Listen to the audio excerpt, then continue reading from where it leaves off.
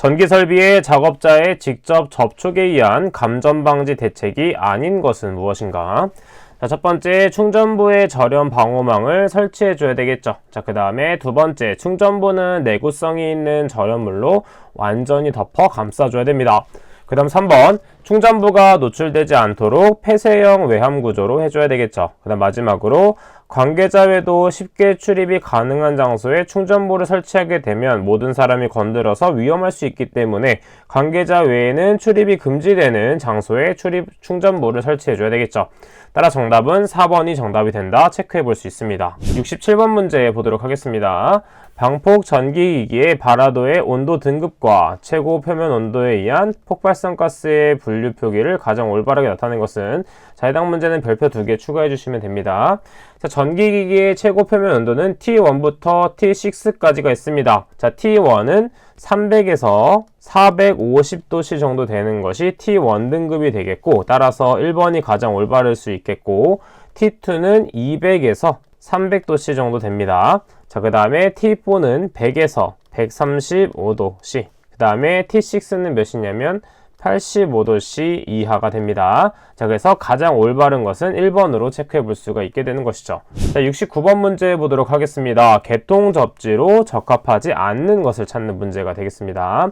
자, 첫 번째, TN계통, TT계통, IT계통 총 3가지가 있습니다. 따라서 1번, 2번, 4번은 개통 접지에 해당된다고 볼 수 있겠고, IN계통은 따로 없다라고 골라내 주시면 되겠습니다. 73번 문제 보도록 하겠습니다. 자, 전기설비 기준에 따른 전압의 구분으로 틀린 것. 자, 전압의 구분은 실기시험에서도 출제된 만큼 중요하기 때문에 반드시 알고 있어야 되겠고, 반드시 교류와 직류로 구분해서 암기를 해주시면 되겠습니다. 먼저 저압일 경우에 교류는 1000V, 1kV 이하, 직류는 1.5kV 이하가 됩니다. 따라서 우리는 지금 전압의 구분에서 저압일 경우에 직류는 1.1kV 이하가 아니라 몇이 된다? 1.5kV 이하가 되어야 됩니다.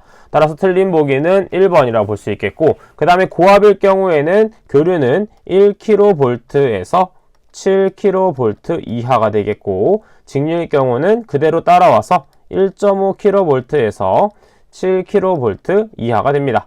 자, 그 다음 마지막으로 특고압일 경우에는 교류와 직류가 똑같은데 7kV 초과가 됩니다. 자, 이때 킬로는 10의 세제곱이 붙는 것이기 때문에 뭐랑 같다? 7000과 같다.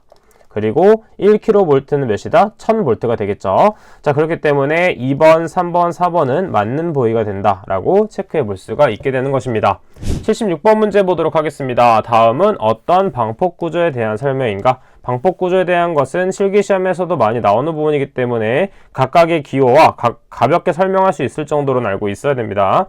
지금 보게 되면 전기기구의 건선이나 에어캡 같은 것들의 같이 정상적인 운전 중에 불꽃 또는 아크 또는 과열이 생겨서는 안 될 부분에 대하여 이를 방지하거나 온도 상승을 제한하기 위하여 전기기기의 안정도를 증가시킨 구조는 무엇이냐면 안전증 방폭 구조가 되겠습니다. 자, 안전증 방폭 구조는 E라는 것을 사용하죠. 참고로 같이 연결해서 암기를 해주시면 되겠습니다. 77번 신유형 문제 보도록 하겠습니다. 지지물이 비종 철주인 경우에는 고압 가공전선로의 경과는 몇이 되냐면 250m가 됩니다.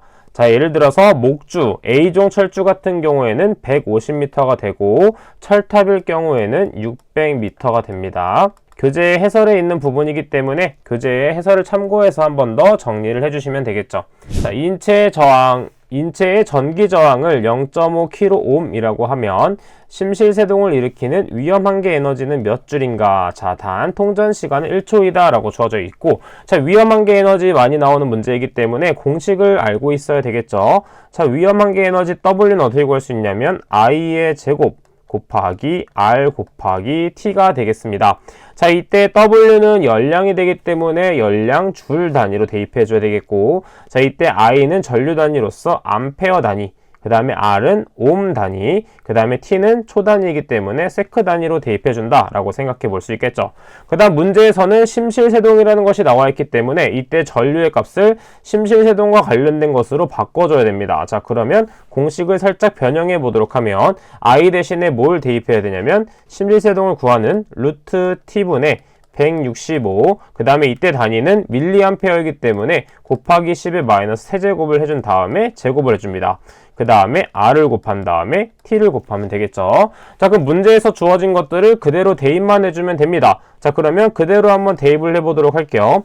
통전 시간은 1초로 주어져 있기 때문에 T에는 1을 대입, 그 다음에 165 곱하기 10의 마이너스 세제곱의 제곱, 그 다음에 R값은 0.5kΩ인데 우리는 옴 단위로 대입해야 되므로 킬로를 변환시키기 위해서 10의 세제곱을 곱하면 500이 됩니다.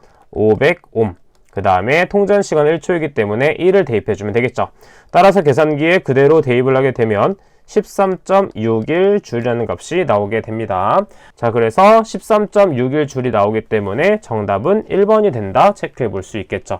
자, 그러면 2024년도 3회차 4과목에 대한 기출문제 풀이는 여기까지 하도록 하겠습니다. 저는 그럼 다음 시간에 찾아뵙도록 할게요. 감사합니다.